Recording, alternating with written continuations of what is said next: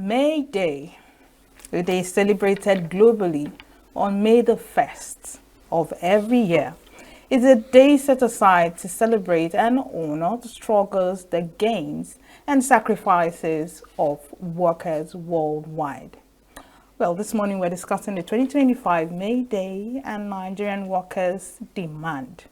Comrade Igbokwe Chukwuma Igbokwe, the Deputy Secretary General Association of Senior Civil Servants of Nigeria, is in the studio, and may I also introduce him as the immediate past chairman, Trade Union Congress of Enugu Chapter. Good morning, comrade, and thank you for joining us this morning. Good morning, and good morning, Via. Good morning, and thank you for having me. It's so good to see you. It's so good to see you. It's been a while. It's been a long while. Well, that's a story for another day. So just tell us briefly, what exactly is the significance? We know it's a global celebration, but what is the significance of this May Day? Because some people will see it as grown people going on march pasts and then probably taking a lunch or something. You know, people don't really understand the depth and significance of May Day. So just tell us, what exactly is the significance of May Day? Okay, for May Day, just like every other celebration we have worldwide, it has a very big significance. And then within the celebration, you have other activities. So march past is part of the activities. Eating, like you said, they are part of the activities. Because if you march, you need to eat. You need to eat. Doing a symposium is part of it. Seminars, workshops, and laying of wreaths in the tomb of the labor that our members, our heroes passed. Okay. But generally, it is a day set aside. It's a struggle that started in 1886 in Chicago, what we normally refer to as a hair market affair, where over 340,000 workers walked out of work, down-tooled, in the struggle for 8 hours of work, which is what is enjoyed globally now. Globally now is 8 hours. Before, there was no time. You can come anytime and you can keep you as long as. And workers began to, this struggle started by the leaders there. Some were jailed, some were one or two of were killed. Some people lost their life and some were jailed in that struggle. It was that struggle that led to 18 hours of work. Globally now.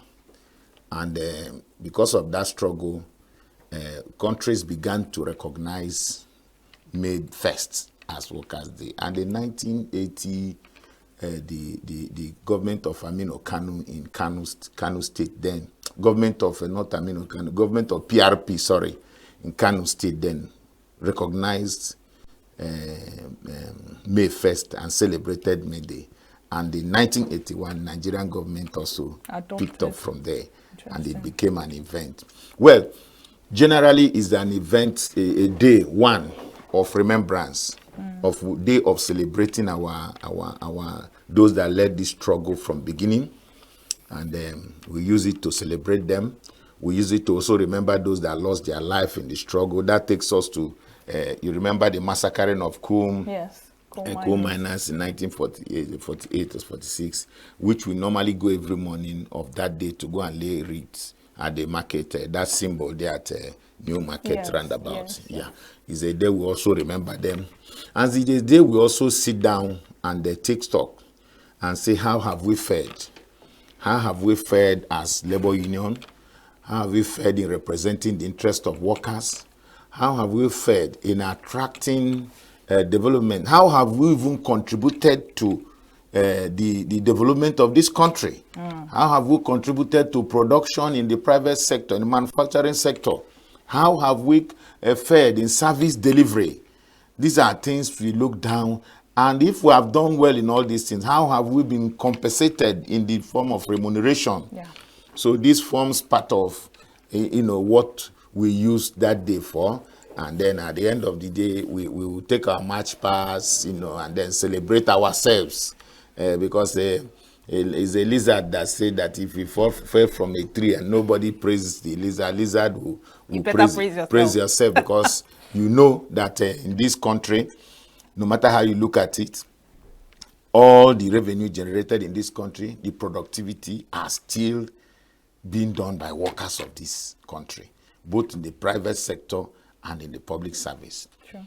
Every policy that is developed by the federal government or state government, implementation will still come down to the workers. No government will function well without workers. So that is why we say that if you say workers are not doing well, that means government policies are not moving.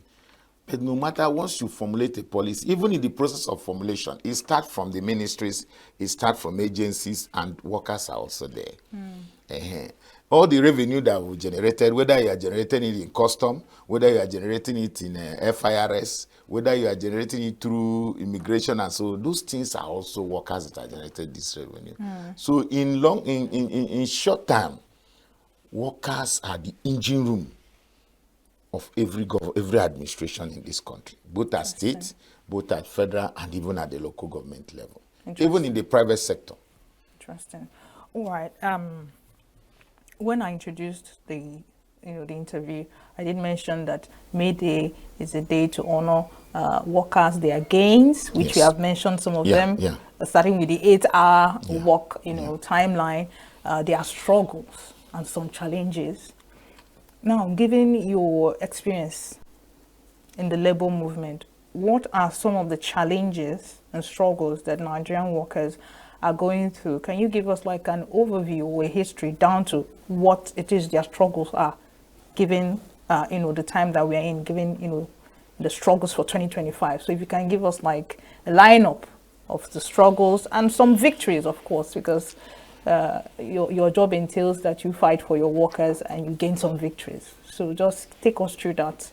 Okay. Let me start with saying that one of the first challenge we have is one, the acceptability and understanding of the employer, be it government or be it private sector employer, to understand and accept workers as partners in progress. That's the greatest challenge we have. To properly understand the role of workers in production, in service delivery. If you understand this, it's just like somebody who is driving a car and is using a car to embark on a journey. If you want that car to service you very well, definitely you must put the necessary fuel that it will be there. You must take the car to the mechanic, service the engine, change the oil. Why are you doing all this? Why is it that when a plane lands on a tarmac, engineer will start running around checking everything? It's to ensure that the service, the flight to the aircraft will take you safely, bring you back. But you can't have, the problem we now have, why our challenges start, is that somebody is seeing you as, you are somebody, you are a worker. In productivity, you are there. In revenue generation, you are there. In implementation of policies, you are there. Yet, when it comes to your remuneration, the person begins to place you last, when actually you were the part of the process that generated the revenue. And you are treated as if you are not part of the project again. In what terms? In terms of remuneration? That is what I'm trying to say. Now, that is the beginning of it. It is this thing that now tells us down to one, poor remuneration. One, poor working condition. Two, even workplace environment. Three, your health. Taking care of your health insurance. Taking care of you when you're retiring in terms of pension, because you can't use somebody at his viable days, and when he retires, you start paying. Owing of gratuities. Then formulating policies that concerns workers, that will have to determine workers without involving their unions, without carrying them along. You just wake up, you take a decision, and without carrying workers along. So 3, 4, the major one is also not keeping to agreements. Not keeping to agreements. Can you give us specifics? ASU's own is even outstanding. That's his 2009 agreement was signed. That one is there. And up to today, we are 20-something years after, we are still battling to implement it. 2, there is what we call collective bargaining. Most, particularly the government employer, they don't keep to rule of collective bargaining. Because you don't just wake up and fix things, take a decision. No. More of private sector, even any policy that is coming, they will discuss it. You will discuss it. Now, when you discuss these policies, at the end of the day, an agreement is reached. And after the agreement is reached, implementation will start full. If things are done that way, I can assure you, there will be relative peace in the industrial sector. I can assure you that where you don't have money to pay 100,000 and you on collective bargaining table, you're able to convince representative of the workers that this is the much we can do and we can take it stage by stage and get to this level, and you keep to it. What have always been our problem is we just finished a negotiation and government say, okay, the minimum wage is going to be this. We are going to, so we have just increased the petroleum subsidy has been removed. Because of that, CNG buses will come. We are going to bring so number of CNG buses and give. We are going to pay a Nigerian so amount of money to cushion the effect. We are going to subsidize this. On a good day, it was a good agreement. You go back to your constituency and say, wow, look at what we have gotten. But our major problem is that these things are not. This agreement, government employers don't keep to this agreement. How many CNG buses do you have? How many years have we had that agreement? How many CNG buses do you have? By now, everywhere would have been, every state would have subsidized transportation for all the workers and students as they're going to school. And if that is on, like in Enugu now, I have like about 50 or 20 CNG buses running all the routes, people will not complain. You would have reduced cost of transportation. And then we take it to another level. If citizens of this state have said that at least about 50,000 of them have received maybe 50,000 grants from government, things would have also gone down. If you have subsidized bags of rice and food, even the rice that they gave last time, it is of recent we are hearing that the Enugu state owner just come, and then we don't even know how it's been shared. So these are our problem. 1, keeping to an agreement. And we believe that any responsible government should keep the agreement. It's a very big challenge. It's a very big challenge. And when you don't do that, because the next thing is blackmailing. How so? Yes, the next thing is they'll start blackmailing you. If you want to insist that things are not done very well, we must follow it to the letter. We embark on that. The next thing is that opposition is using you.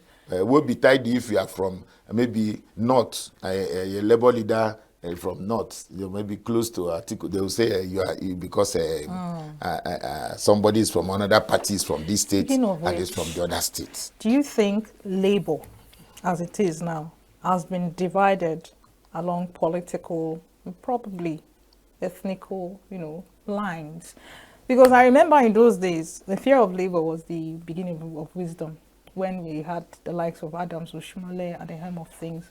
When labor stepped in, we were sure of an intervention. Yeah. But you don't see such things play out now. People will call labor the toothless bulldog, all sorts of names. And, that trust is no longer there in the labor movement. Why do you think that is? Yeah, first of all, let's understand what is labor. I get you correctly. What is labor? Is it this mistake we make about calling labor, maybe looking at only union as labor? No, that's where we get it wrong. Labor comprises all the workers, even traders. The only thing that you have representatives. The only thing that you have what we call formal and informal sector. Good. It cuts across formal and informal sector. The man who is due for organizer there is labor. That's what he's doing. Are you getting it? Now, yes, that's what you are saying. It's correct. In those days, what happens? When you say, because of this fuel subsidy, we're going to shut down, nobody should come out. People stay at home. We don't have guns. We don't have police. We don't have army. But you were great enforcers. What we do is to, labor will take a decision and the people will obey. The same woman who is crying that fuel has increased, the same woman will tell you you must go to market. But what has changed? That is what I'm telling you. In those days, it was like that. If you say nobody should come out, you talk to market women, just call the leadership of the market women or market men, they will shut down the market. Call the leadership of the tricycle buses, they will go off-road. Everywhere will close. That was the strength of labor those days. These days you come to meet even the chairman of call the market, they will tell you no, their own is that is every day they make money, and if they don't come, hunger will kill them. Labor is not only labor leaders. Labor is not only civil servants in the secretariat. You can, if you shut down the secretariat and people don't come to work, activities are still going on. In those days, what have changed in those days? We don't listen to where anybody is from. And I think so. It was because in those days, we had the military. And everybody were against military. And in most cases in the states, your military governor may not come from your state. So even the traditional institutions will speak to them then. And they will tell the people, the members of their communities, you speak to the clergy. Clergy will even announce in the church. In those days, everybody were working together. And when democracy came in 1999, things started changing. If you're embarking on action now, it's even the clergy they will approach. Maybe your bishop will call you and say, your own don't too much. Take it easy now. Must you? And before you know it, they start bringing even the sentiment. Don't you know he's your brother? They are not happy if you are planning strike and the clergy is on the altar telling them that governor is doing well. So what happens? So the strength of labor is, they are the people. Strength of labor are people. If people are not ready, that's why you go to the struggle like in South Africa. They don't even want you to finish. You say, you will not finish the sentence, everybody has gone. Even if you make an announcement today, people in those they hear it in the factory, they will shut down and they leave. But that is not the thing here. The thing has become our together we were for now. Everybody will telling you what are labor. And when you commence strike now, strike cycle, the same people that are complaining will still start calling you that it is too much. That you people should stop. You people should stop. Let's see how we go. You see, that is our problem. That is our problem. It is workers that are our strength. And the masses, who is representing the masses in this country now? Is it not labor? The same masses, you are telling them, let's come off-road, let's stay at home, let's deal with this, and this, they will tell you, no, we can't come out. We'll have to go to work. If we don't eat, and if we don't go out today, we will not eat. No. That is our problem. So that is what looks as if organized labor is only now relying on formal sector. You understand? It looks as if we're now relying on formal sector. You remember those days? Even people will leave their house and come and use tire, use things and block road. I said, we're on strike. Nobody should even, no vehicle should move. But people don't do it these days. But then, comrade, there's something that just came to my mind. Yes. There's this leadership expert, John C. Maxwell. Yeah. He said something. He said, everything rises and falls on leadership. Do you think that the leadership of the labor movement probably dropped the ball somewhere that made the people lose confidence? No, it's the same thing that happened in this country. It's not about just leadership of labor. It's about when people begin to list. I've told you something. What do you expect a leader in labor to do if a clergy will go on altar and preach against action? So people in Nigeria, where what religion does to us. Yes. What religion does to Nigerians. they believe more in that clergy than even you that is the labor leader. And once the head of the either the governor or president, whoever gets hold of that clergy, that structure, then that's all. He will use it to destabilize your activities. Because if people say stay at, even in the formal sector, even in the public service where I'm from, you will still tell somebody, you see somebody that's a civil servant or a public servant that comes to work by 8, 9. The day you declare strike, he will be there by 7 o'clock, 6:30. He will enter there and start calling you, labor, you push, you come and chase us out, let's go home. Who brought you there? You were told, don't come to work. So that in the process of chasing them out, you clash with security agencies.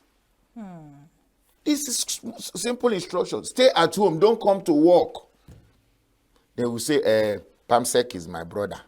Commissioner is related to me. Are you even aware that some people will come and write names? You know? No, that one is not an issue. When you write name, we say at the end of the struggle, there's always how it ends. When you're extracting an agreement, it is no victor, no vanquish. And at the end of the day, you say nobody should be victimized for participating in the strike. It's always our last clause. So those names they write is just it's inconsequential. But why don't you just give your leaders the support? And the same you that will complain. And when it's time to take action, the action of labor is on the masses. You know, because this political situation has taken us to, people are beginning to tune to where they are from. People beginning to attune to the religion they are. And again, you know, because of also, you don't rule out the fact of individuals. Workers also have sympathy in terms of political affiliation. It's not about the leader. It's also about the political affiliation of the worker. Yeah.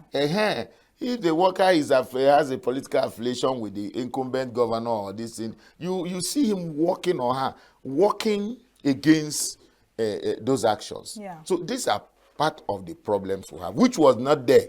Which were not there during the military era. The military era, everybody saw military as our enemy. So the traditional institution, the clergy, everybody were joining, market women, we all joining together to, oppose the military and get what we want. But when our brothers started being governors, holding political positions, people started relaxing. I say, it's from my side. It is our turn. Why should we now be the one? After all, the other governor was paying 10. He added 5. Even when 5 he added, what means nothing. He said, let's not go there. You sitting there as a labor leader and your bishop is calling you and telling you, take it easy. Your traditional ruler is calling you. They say the road they wanted to do across our side, they won't do it again, no, because of this, you are giving them headache. Now, it seems as though labor is under some kind of predicament. Seriously. Because its powers are being tugged at constantly by political affiliations, religious, ethnic affiliations. What's the way forward? How is labor strategically planning to, mitigate this threat? Well, we have always seen, like I said, you look back at what I said, that the strength of power of labor lies in members. It's not just that because you are a chairman or a president. If your members are not ready to go on action, that means nothing can work. And if the masses of this country are not ready to come out, because they are the people that will start shouting, the moment any increase is done, workers, masses will say, labor, where are you? What are you doing? And you come and say, okay, we want to do this. Even ordinary, let's go on rally, demonstration. Close your shops, let's go out. When they see us in mass, you leave it only for civil servants. Even private sector will not come out. But this is something that is affecting everybody. So we have done a lot of enlightenment. We have let them know that this thing, it is in our hands. It's our hand to sit up and say, this is what we want. When the, when the NSAS issue came, people were coming out, sitting down. People were bringing food. That is what it's supposed to be. That's what it's supposed to be. If you have gone to the market and said, we want a support for this, somebody can tell, okay, we from the market, for instance, you gather that day, we will bring food. This will bring water. Instead, let us occupy this place until they take decision to do something. But in this matter, you know, particularly this area, this our side here, people feel that, you know, you are protesting that why are you selling this fuel like this? Somebody is telling, if you don't have money, just leave there, let me come out, let me buy. You know, that kind of thing. Yeah, they show. Yeah. And somebody want to feel like this poor person. Why are you complaining? I beg, leave there. They believe they want to show that they can always come out of it. And that has been our problem. That's why in a developed world, it's not like that. Maybe because of corruption, because of stealings, because of Yahoo Plus and Co. that people are doing. They believe no money. In our civilized world where people are majorly restricted to their income, if you say come out, they won't even wait for leaders. One person will carry flag, another people will open their window and join. Before you know it, everywhere they've occupied the street. But you know, here we believe that we can always get out of it, and there's a way we'll do it.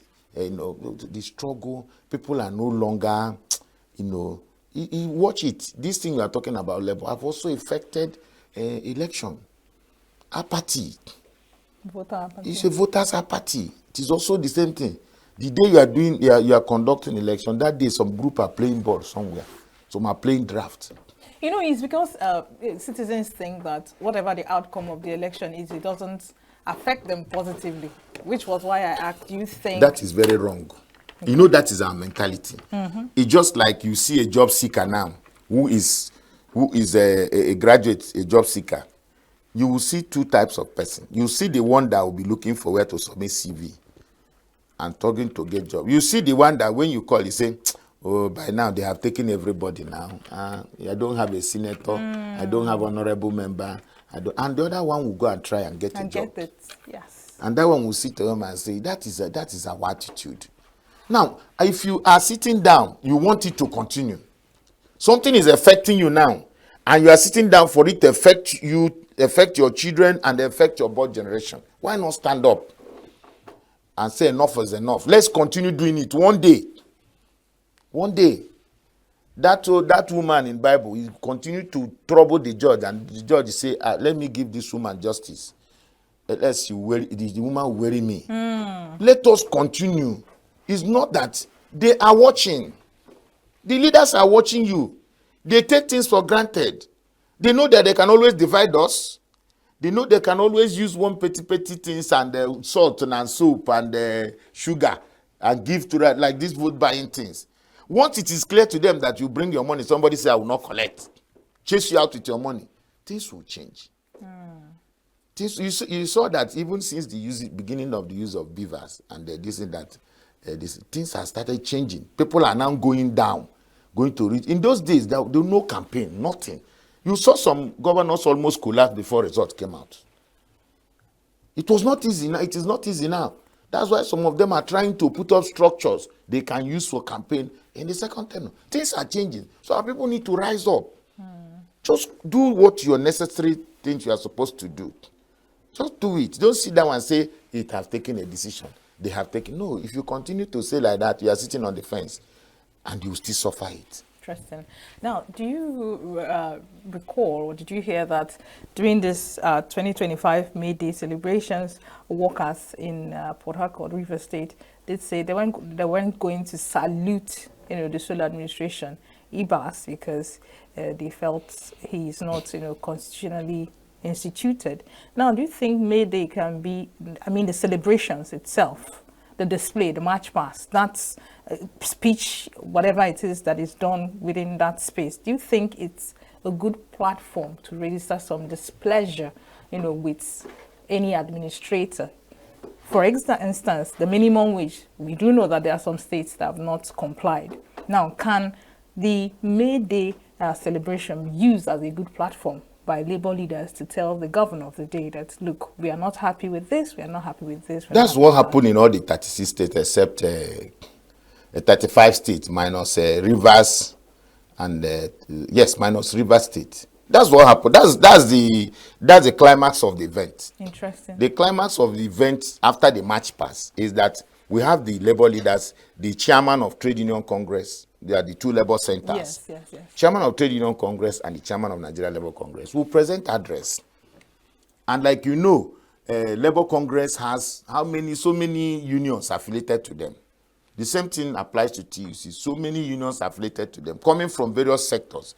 So you put up aggregate of the demands of this from all these all the unions from all the sectors, particularly the one that has to do with the state, because you don't go and start putting what is responsible of federal to the state. You understand? You check it, the one that is the responsibility of the state, which runs from salary structure. We're always keen to know that you have the correct salary table, not putting up a structure and you give a deficient table. For instance, you say you are paying Conhes, but when you compare it with what the Conhes structure is in another state or even a federal, it will make mess of it too. You have to insist on the correction. If there are areas that are old workers, you have to put it there. If the salary structure, and you add all this in the address, it has to be there, one point by point, and not just that you are reading it, you are explaining it, and you are even giving a solution. Good. So at the end of the day, then some governors who, because the practice is you send this address ahead. You send it address ahead before that day, so that the chief executive will call his officers and say, on this matter, if it is a health issue, Commissioner for Health, what have we done? Where are we on this? If it is an education issue, Commissioner for Education, what have we done? What are we doing? Accountant General, how much is this cost of this? Can we have the cost? Can we carry it using the number of the workforce involved? So that when he now comes, he can now make, a promise, commitment, which has to be followed up. He might make a pronouncement that is political. You will start following it up. Yes, that's politics. They are politicians. He might make a commitment, a pronouncement that is political. You will still follow it up to make sure it is actualized. Sometimes when they see all these numerous things, some of the governors will quietly stay out and send a representative who is not given any mandate to accept anything. He just say, I've heard what you have said. It's good order. This day we are doing the much we can. I will relay your message to His Excellency. Where the governor actually did not show up and sent a representative? Yes. And on that, how did you follow up on some of your demands? Well, those demands you are even seeing, it's not as if it's originating that day. It's not. It's just for us to hammer it again. Those demands are things that we are pursuing. But we expect that it's an opportunity for the chief executive looking at the workers of the state and say, yeah, I'm happy, in the mood of celebration.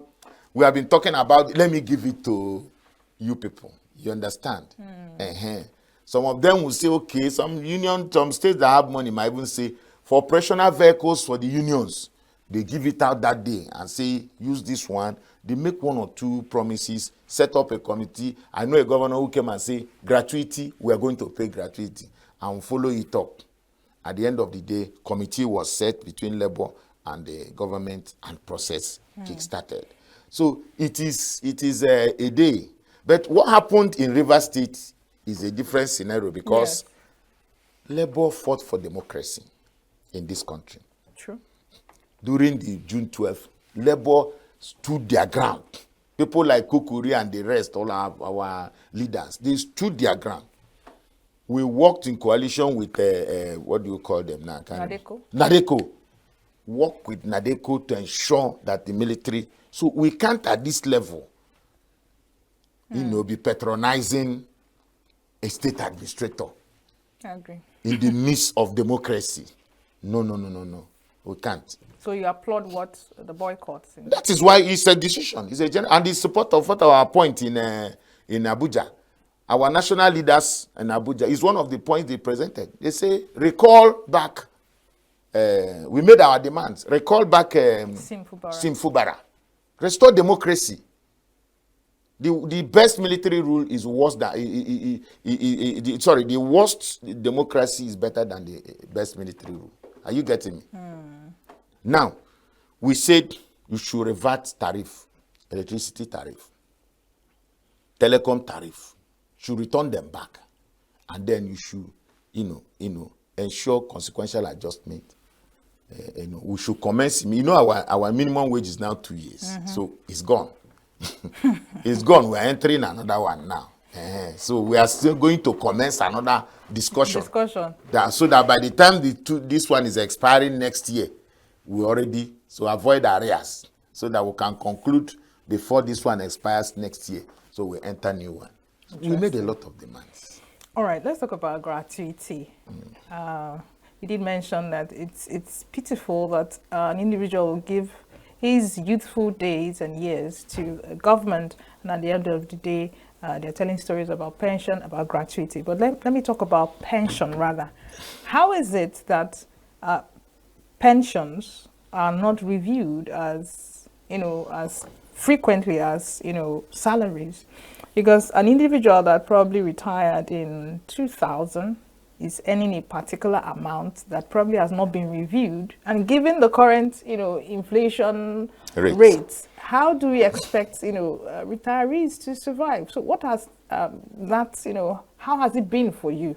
That goes back to what we are talking of, priority. If any government comes and takes there are even states they are not even talking of review. There are states they are talking of not even paying up to date of pension. Much less review. And then the problem we have in this democratic era is that even when these governors are coming from the same party, the same let me not call it party, yes. Whether it's PDP or APC, we have expected a continuity process. We have seen a practice of continuity.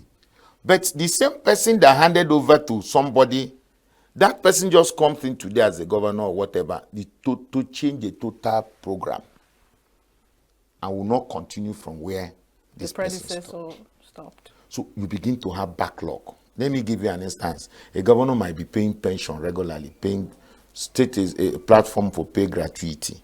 Another one comes and say that his administration is not interested in this. They're only interested in infrastructure, and dump that. And things begin to, because why? We don't have our politics in Nigeria here. We don't have ideology-based. No ideology-based politics.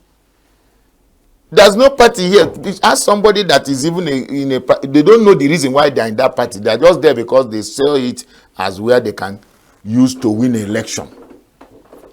True. What is the ideology of APC? Yeah. You don't know. Ideology of PDP? You don't know. Ideology of ABGA? I don't know. Are you getting it? You have not. They don't have a party program. We don't have it. In the 1970s, you could say that UPN had a program of free education. And that's their program. And that's why in the western side, they had free education. So any governor then, your priority is free education. Let people go to school. And you could see the outcome. You could see the outcome. What is the party program? Now we have a situation where party leadership has now been taken over in the state by political officer, the governor in the state, president at the national, and local government chairman at the local level. Yeah. By 1970 something, early Second Republic, the party was supreme. The party chairman was in charge. Now, at the end of whenever they have next meeting, they will invite the governor. You come and tell them, this is our program. How far have you gone? If our program is free education, have we gone across all the 17 local governments in this state? Are they being paid for that? Do we have teachers? And that is what members in the House of Assembly of the same party will be pushing for. All the laws they are making will also be tailing towards achieving that party program. That's what we had then. So that if you leave and another governor comes, they will say, look at the template is there. Our program party list at where we stopped. We done 10 local government, continue and finish the other one. But since 1999, things has changed. One man holds everybody to ransom. Picks anybody he wants to pick at any level. Party chairman can just be calling governor or president to come and see him. When before is the party that will summon the person that is using their flag. Yeah. They are using Yeah. the party that will summon you. Leadership. Yes, party will summon you. You come and explain what you are doing for us. But this time, is those people that will now summon party chairman and tell him what to do. So what we are trying to say is that because of this arrangement, the thing has affected a lot of things. Things are no longer the way it's supposed to. If not ordinarily, attending labor program is one thing every governor should call priority. Because these are the workers of the state. And you should have something, you should even spring a surprise. You should have a surprise for them. It's like their birthday. Surprise package. It's like the birthday of workers in the state. So as a governor, you should be going there with one surprise. When you finish everything you are doing, you now say, because of this is what I'll do. In fact, for every worker, every civil servant, or every this, even if it is this is so amount, or this is what I'm going to implement, this national health insurance scheme, I'm going to start it so day. I have approved it. You give them a surprise. And that is what it used to be in those days. Workers dance back from the square to their house with the good news from the chief executive. These days, not so. When they are going back, apart from the food they ate and this thing, sometimes their face are not they are not happy. Interesting. So what's the way forward? Just as a parting shot, because we've already exhausted our time. I wish I had you here longer though, but just an advice, the way forward, to the government. The way forward is what I've said. Yes. I gave you an analysis or analogy of somebody who wants a car to be servicing him well, taking him to work, taking him to village and coming back. That person is so committed in servicing that vehicle, the engine, checking the tires, buying new tires, buying oil, changing oil as at when due, putting fuel, enough fuel. That is what it is. Workers are the engine room. So if you don't service your engine, it will knock. Don't come and cry about corruption. When somebody is on a director on level 14, who have worked for on level 16, who have worked for 30 years, will be there. And one boy that came out from university the other day is made an SA, and the boy will come and stay in office overnight to buy a very big vehicle for him, overnight to place him on jumbo salary. And this man who have worked for 30, who may even be the grandfather to the young man, is still managing 100 and something thousand. Or even less. So you don't expect if you talk of corruption, if that man have needs and he sees way to take money there, corruption, it takes conscience for him not to do it. All right, thank you so much. And then not to talk about those, when he sees the nature of those that have retired, the man will know that no hope. When you don't pay pension regularly, you don't pay them gratuity. Please, just a minute. In those days, as a child, those that build house, civil servant build house after retirement. When you retire then, and maybe you retire, it's government that will use vehicle to bring your load to the village. And when they bring the vehicle, you go, already they have given you 3 months in lieu. Then the next thing is you go to sub-treasury near your local government and collect your gratuity. And they will come and show you space, your family. In Nigeria? Then, I said then, then we know them by 3 rooms and parlor. That's what they do then, retired civil servant. And you see them, some of them wearing white, That is where everybody flow to. Everybody flow to there in the evening to see the man might buy a keg of palm wine, you know, because he came back and his pension is running regularly. He has gratuity. That's when he puts up a structure. Interesting. Nobody these days, it is not like that again. Well, we are hopeful that policymakers, the government, those interested parties are listening in on this interview and will have to do the needful. When you service your engine or your car will take care of you. Thank you so much, Comrade Chukwuma Igbokwe, for your time and your insights. It's been a wonderful time. Thank you. All right, thank you for staying with us. New Day continues right after this break. Do stay with us. Save Nature TV. News in your pocket.